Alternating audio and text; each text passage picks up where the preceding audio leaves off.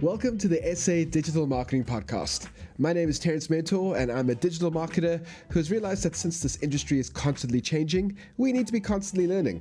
And I think the best way to learn all of those things is to talk to the people who are doing all of the things, so this podcast is a chance to do just that. For this first season of the SA Digital Marketing Podcast, I've interviewed 5 of South Africa's top digital marketers about their careers, what they think of the state of the industry right now, and most importantly, what advice they have for someone looking to improve their digital marketing skill sets. This episode is the full conversation I had with Abbey Cloete. We spoke about how her love for social media developed into a full-blown case of digital strategy and what pathways she recommends for new digital marketers as they move up in their career. So let's get right into it. Here's Abbey. Cool. So I'm Abbey Cloete. Some can say Cloete, doesn't matter. I'm from Cape Town, still residing in Cape Town, and I am currently a digital strategist for an NGO called the Zero Dropout Campaign. Great. So this is the first person I've spoken to that is working for an NGO. So there's a very specific experience that you have that I think a lot of people working in a corporate space we just don't have that. No, how did you get to this point in your career? So I'm thinking specifically about how did you move into digital marketing strategy, which is a very specific niche. Yes. And then how did you find yourself in the NGO space doing digital strategy for the NGOs? It's kind of a wild ride, I won't lie. But yeah, I started my career as a marketing coordinator, which is like a generalist role. And I just kind of wanted to get my foot in the door. That was at a local ISP. And they were based in Sea Point. So that was still like before COVID, going into the office every day. And that space, I think, really taught me a lot about different parts of marketing, which kind of aligned with what I had just finished studying, which was marketing at CPUT.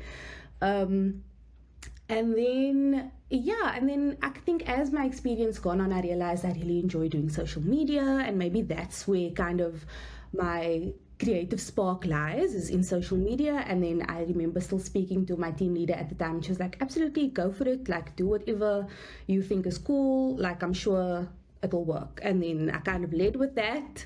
Didn't always work, but but I kind of led with that.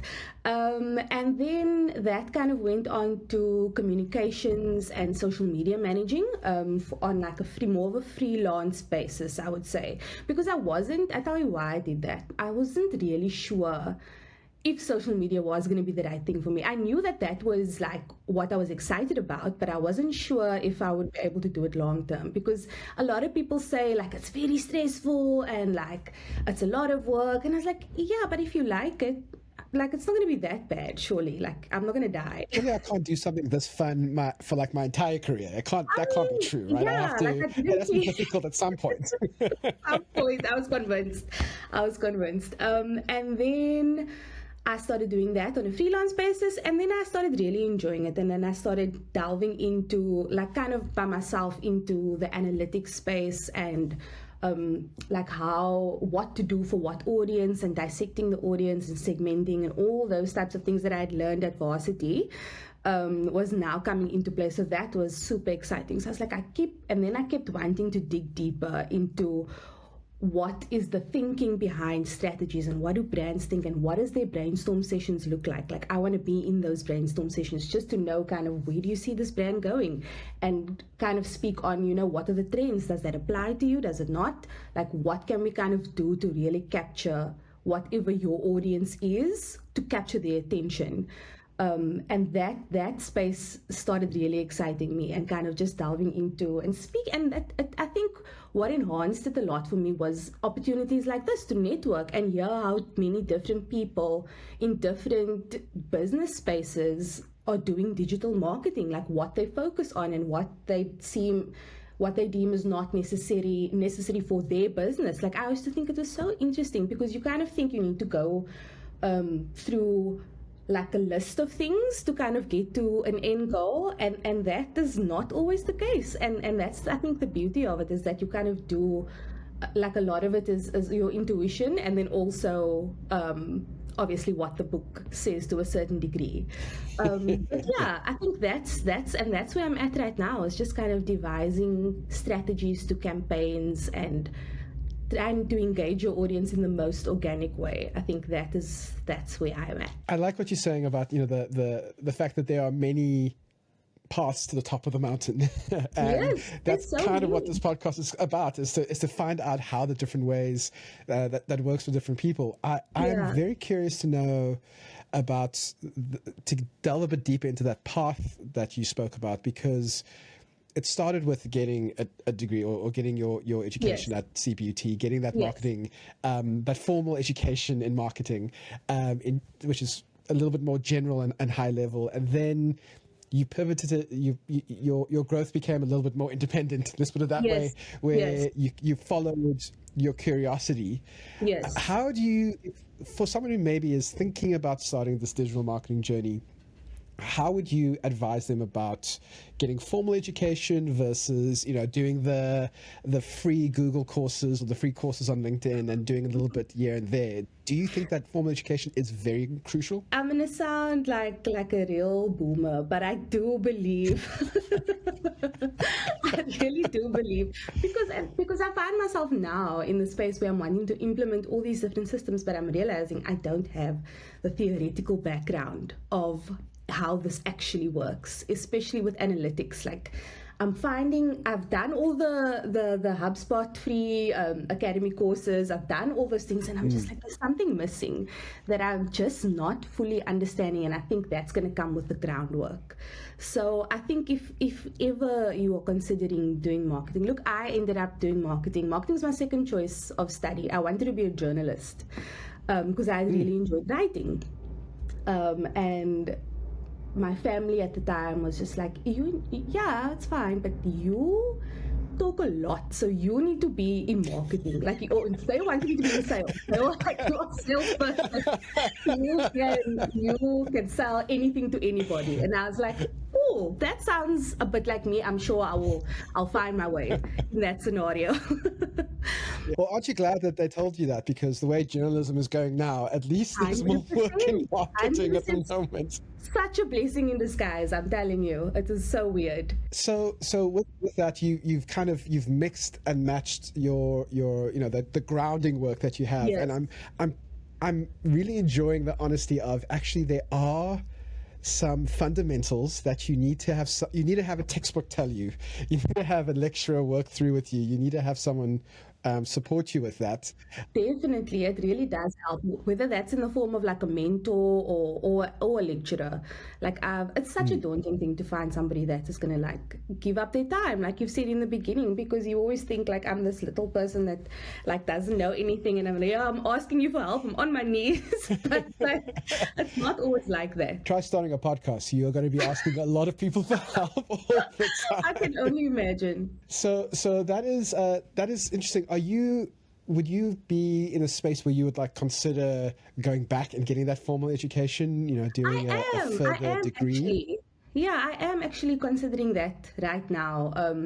I was looking at doing, because I've got my Bachelor of Technology through CPUT, and I'm thinking the next step logically would be honors. And I think if an honors in digital marketing, or even a diploma in digital marketing, and just the technical bits is what I'm really, really chasing right now, to really understand on like a whole level, and not just a little bit. So that's definitely what I'm looking at, just because I can see the gaps where I kind of have, not the gaps, but like where I need to do more work, and that I'm just not like, I just don't get it. And I'm spending all this time like looking at YouTube, and I'm like, okay, YouTube. After a while, YouTube starts telling you the same things, and you don't find your videos anymore, and then okay, I'm stuck now.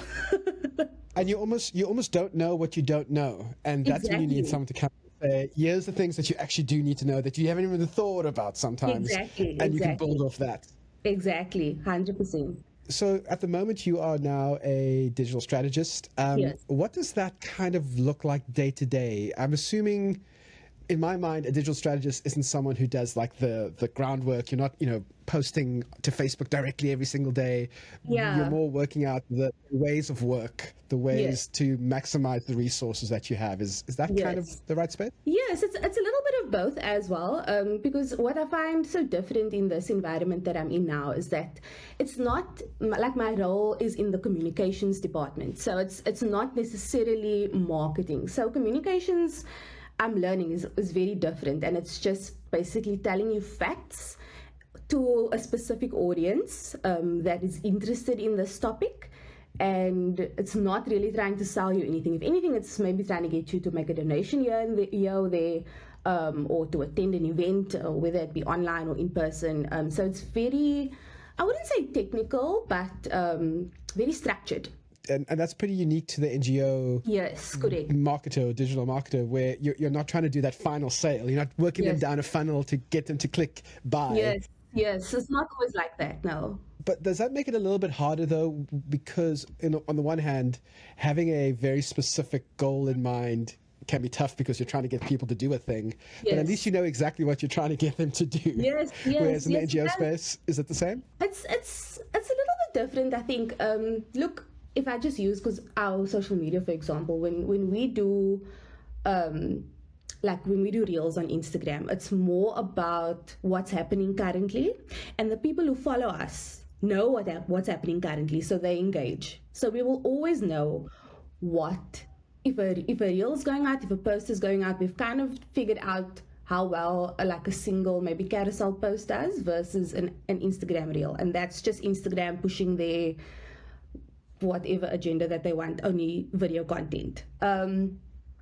So it is difficult, but obviously when we do have a campaign that's focused on, as an example, teenage pregnancy related to dropping out of school, we will do that as a campaign, and then a web splash page will go out on the website, and we'll do some posts around it and say go visit the link in bio and go and check out more information. And then I would say that happens on a campaign to campaign basis. So, but not always. When we're sharing just daily news, it's more look at this, comment if you have any thoughts, type of thing.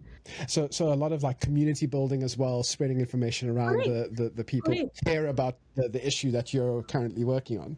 Correct. And what's nice is we do that online and in person quite often. So we get to speak to people and hear how passionate people are about different causes, and getting their contact details essentially to do something in the future. Like that space is really nice because you meet the loveliest people. Like I'm not even exaggerating when I say that. Like our teachers and our facilitators are really gold, and we really need to appreciate them more. I say that every day at work.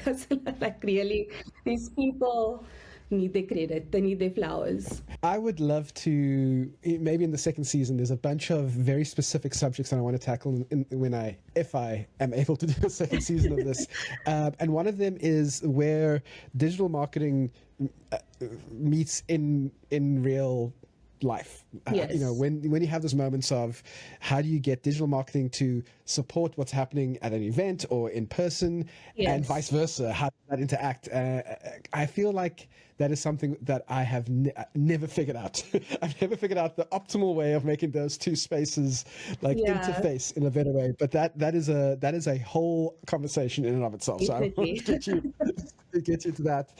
You mentioned that you did some freelance work. You first, you left university, you started working for a corporate, then you did some freelance work, then you did in the NGOs, you worked in the NGO space. Yes.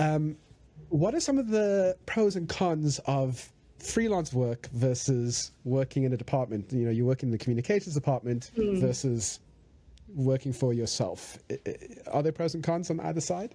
Of course they are. Of course, I think a lot of freelancers will say like the security, because you sign up for a few months. You sign a contract for whether it be 6 months or 3 months, and okay, for this 3 months I'm going to work really hard, and they're going to impress me, or I'm going to impress them rather. And at the end of the day, they are impressed, but that doesn't mean that they're going to give you now a permanent position or anything like that. Like, it doesn't work like that. So you kind of need to be realistic in that this is what you signed up for, and it's very difficult to plan for the future, I think, when it comes to things like that. Like, your next step isn't always like clear. I think I've learned that, especially, you know, as a young person in Cape Town, in South Africa, things are not cheap, so you need to have a job. And yeah, I think the security is the one thing I would definitely say.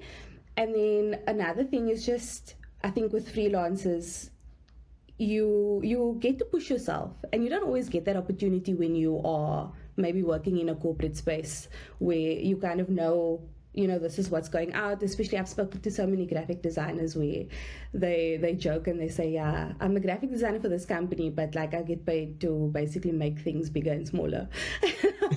Like logos. I don't know, because the amount of times I do that, like on Canva or whatever it may be, it's just hilarious. I love that point where when you're working for a big corporate in a team of 20 people, you have a very specific niche. So you're doing the same thing all the time. Yes, essentially, yes. And if you're someone like me, like I need new things every time. Otherwise, my brain gets very, very bored very quickly. So that's not a great space all the time. No, definitely not. Definitely not. I think you learn a lot what your strengths are when you're doing freelancing. You learn a lot where you need to do more research, and where you need to where you can say, okay, I think I've got this down. I think this is not something I need to worry about going forward. So I think, yeah, I would say it's not important for somebody to do freelance work, I would say, in the marketing sphere, but I think it's nice to kind of dabble and do free things for your friend, or like, and see where that kind of goes. Like, that's what I've also been doing, is just like, do you need a logo? I'll make you one quickly. Like, it's fine. and growing that skill set out of supporting other people around you. That's useful. 100%. When you're doing your work for Zero Dropout, the NGO you're currently working for, is that work more informed by the data that you're getting out of the digital marketing space, or is it more your own gut, your intuition, just, you know, working from the experience that you have? You did mention earlier that sometimes analytics isn't always your jam. So where does data and intuition and gut kind of play together? It's definitely a bit of it's always going to be a mix of both of them. And I'm learning that it comes with experience, also knowing when to dive into analytics, when it's important, and when, you know, you kind of just have to feel out your audience and see, like, what's been going on. Are people quiet? Are people up in arms about this particular issue? Like, where does it make sense to post now? It's in the middle of an election. Tensions are high. Should we be posting political things? Like, it's just all of those things that you kind of need to be informed about, I would say.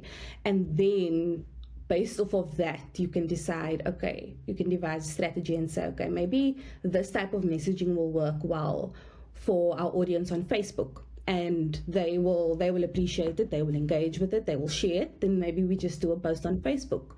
And that type of, it's just that kind of awareness. I think that's something I've learned also within my career, is that it really helps when you know who you're speaking to, who your audience is, and who is behind the phones and reading and scrolling past your content. It's important to know who those people are. Whether I would say the demographics are maybe not that important, but just knowing the people and their background. Who are these people? And if you know that will kind of help you make better decisions, I would say, when it comes to post or to any content, basically any content, I would say. So taking that data, the bits of data that you can get access to, and putting it into like a bit of a magic potion that then hopefully works. And if it doesn't, then you know that potion isn't the right one for you. And I think that's also the beauty with content and content creation, is that you never really know if this is going to do well or not, and it's always going to be a gamble. So, like, once you make, like, maybe your managers understand that, like, things will work okay, and there's room for improvement. There's constant, things are changing every single day, so there's always room to improve. You can go and edit your post. It's fine. We can boost it tomorrow. It's fine. Or we can just delete it quietly and maybe just try again next week and hopefully no one write notices. an article about the fact that you removed the post. It's fine. It's not gonna. We're saving PDFs, not lives. I saw that on TikTok the other day. So if there was a thing called Abbey's Law, and it doesn't have to specifically be about digital marketing, it would make sense if it was, if possible. Yes. What would Abbey's Law say? You know what? I thought about this and I was like, what is my law? Because I find myself so all over the place sometimes and I don't even know like what is happening today. I'm just reading it. I don't know. So whatever Abbey's Law is, you would be arrested for that same law. 100%. Definitely, without a doubt. But I would say confidence is key. Like as someone who's an introvert, I consider myself an introvert. Like I am happy when I just get to speak to someone and someone's willing to listen. And so I've learned to lead into that and be like, you have things that are important to say. Like you don't have to shy away in the room. Like people will listen to you. People are lovely. People are not all horrible. So I think like I'm still learning to build that confidence, especially in a room full of very distinguished people. You feel small, and it's just the way that it works. So I think for me, you just need to kind of know your background, know where you come from, know everything that you've gone through up until this point. That's all valid. Like may not be the next person's experience, but yours can contribute towards whatever it needs to for anything, basically. So definitely just a little bit of confidence will help you amazingly in the long run, I would say. Just have your own back. That is a awesome message. Just that trusting yourself in your own experience. Yeah. I've been in the same situation that you're speaking about, where you're in a room with people who often all think they know better than you as well. Yes, There's something about digital marketing that's everyone goes, well, I have a Facebook page or I have a Facebook account, like, so okay. I know everything to do. It's like, no, just because you post and send messages to your grandmother doesn't mean you know how to do digital marketing. It's okay. We're all on our own journey. So you do need to really back yourself something and say, no, I am the expert here. I've done the years of work or the study or the research or whatever, and I know what I'm talking about. Sometimes that's hardest to do than actually to say. It's really hard, and you kind of have to learn when to maybe just let people be and let them, if they think they're the experts, okay. Like Delulu is the Salulu. It's fine. It's fine. Like you can go and I'm sure you'll be successful. And like learning when to kind of correct people is also important, I think. Perfect. And then last question, are there any specific tools that you just find yourself using regularly or daily? I think for me and working in a team, Asana has been throughout my career. Actually, that app keeps me sane. I won't lie. I put everything on there, like whether it's dentist appointment, hair appointment, whatever it is. Like the people can. I'm not like I'm transparent. If you know, I'm finishing. I told you today I'm finishing at 4. It's probably because I have a hair appointment at 4:30. Like that's just something I've learned to do in the workplace. It's just like put everything on there and keep everything documented. It's very, very important to just, whether it's just like a sentence of an update or whatever. I am a crazy planner in that way. So I think Asana is one of the nicest and most user-friendly tools, I would say, for any person working in a team. I know I've used Asana quite extensively as well, and I love it. I really enjoy it. But there are people, you either love Asana and you just get it and it flows, or you hate it. I have colleagues who, for the life of me, I cannot get them to just put a task into Asana, put all the updates in there, all the files, everything you need is right there. Yeah. I don't understand why we're sending emails back and forth. 100%. I get it. A big thank you to Abbey for giving us her time and her expertise. If you want to follow Abbey, you can do that on LinkedIn. I'll put a link to her profile in the show notes. This is the final episode for season 1. But don't worry, I am working on season 2 as we speak. And you can really help me get season 2 going by making sure that you listen to all of the episodes of season 1, give your feedback, leave your comments, and most importantly, share these episodes with other digital marketers and marketers in general who you think can use some of the advice that's been given across the 10 episodes of season 1. If you're listening on Spotify, please leave a comment in the app and I'll respond to you there. Otherwise, you can send your thoughts, opinions, and questions to podcast@tmdigital.co.za. That's podcast@tmdigital.co.za. And of course, please don't forget to subscribe wherever you listen. That way, when season 2 comes out, you will get notified right in your phone. Thank you so much for listening. This was the SA Digital Marketing Podcast.